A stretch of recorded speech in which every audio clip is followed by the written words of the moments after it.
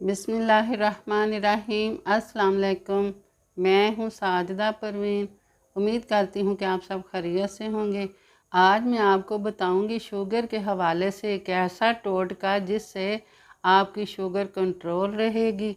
जिनको अभी अभी शुगर हुई है यानी कि नई नई शुगर हुई है, उनके लिए ये बहुत ही अच्छा और कारआमद टोटका है।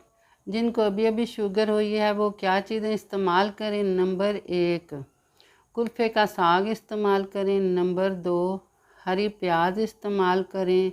नंबर 3, इस बगोल की भूसी इस्तेमाल करें। ये जो बैंगन के ऊपर वाली डंडियाँ होती हैं ये आप इस्तेमाल कर सकते हैं। और इसके अलावा आपने वाक भी करनी है। और अब मैं आपको इनकी मकदार बताती हूँ।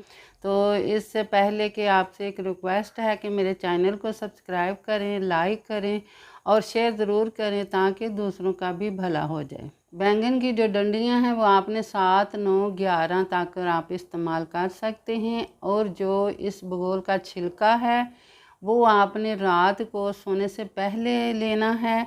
और उसकी मकदार है 1 बड़ा चम्मच या 2 बड़ा चम्मच आप इस्तेमाल कर सकते हैं।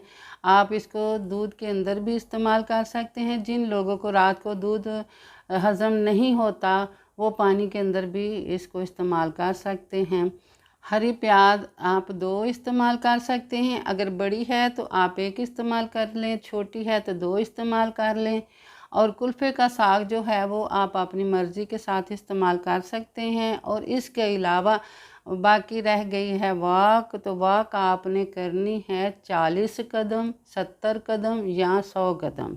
और इसके अलावा आप में अगर और हिम्मत है तो इससे ज़्यादा भी आप कर सकते हैं। इसके अलावा जिन लोगों को पुरानी बीमारी है शुगर की वो भी ये टोटका इस्तेमाल कर सकते हैं। इससे आपकी शुगर कंट्रोल रहेगी। और एक बात याद आपने रखनी है कि शुगर की दवाई भी आपने साथ ज़रूर खानी है। ये जो सारी चीज़ें मैंने आपको बताई हैं ये ज़रूरी नहीं कि एक ही दिन में आपने ये सब चीज़ें खानी है। ये आप कुछ चीज़ें एक दिन खा लें, कुछ चीज़ें दूसरे दिन खा लें। और वाक आपने रोज़ाना ही करनी है।